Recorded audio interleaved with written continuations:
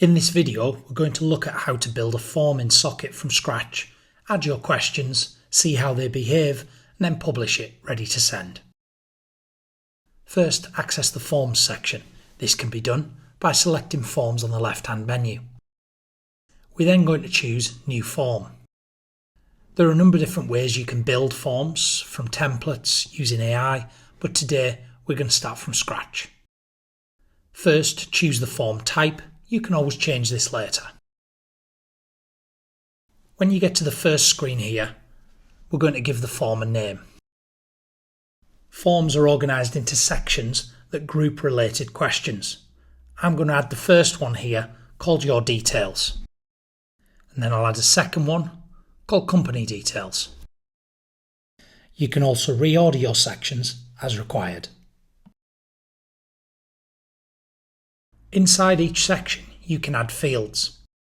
You can either use the search at the top, or you can scroll down and choose the field you want to add. There's text for short and long answers, contact for email, phone and address, choice for drop-downs, multiple choice, checkboxes and yes or no, plus number, date and file upload for documents. These cover most of what you'll need day to day. And then at the bottom we have some specialist fields. This is where Socket can really save you some time, is within the company and tax group. These are purpose-built for capturing client identifiers, and they validate everything that's typed in so errors are caught out before they reach you. Using things like the company finder, this allows a client to search Company's House by name or company number and picks their own company, so you can get the details right first time without any typos. You can even save what they choose straight into the client record in Socket, including the company number, registered legal name, and setting them up as a limited company automatically. Alongside that, you've got things like company UTR and personal UTR. These are checked for the right format. Employer PAYE reference or ERN, and also PAYE accounts office reference for payroll clients. National insurance numbers, again, all format checked, as well as VAT numbers. The point here is, rather than a plain text box where somebody can fumble the UTR number or VAT number, these fields know what a valid answer looks like, so it ensures that the data lands clean.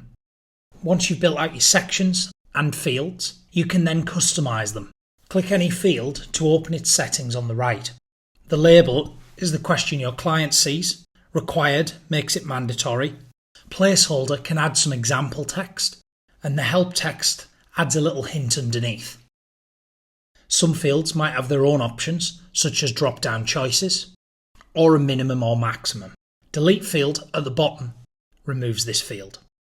If you add a file upload, this lets a client attach a document or photograph something like a passport from their phone.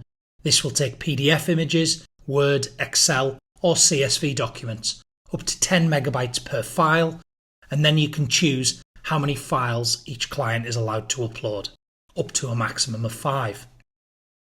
Lastly, you can use conditional visibility, and this lets a question or section appear only when it's relevant. So in this example, if we have do you run payroll, we can add how many employees are on payroll as a conditional visibility, where this will only appear if they choose yes for do you run payroll.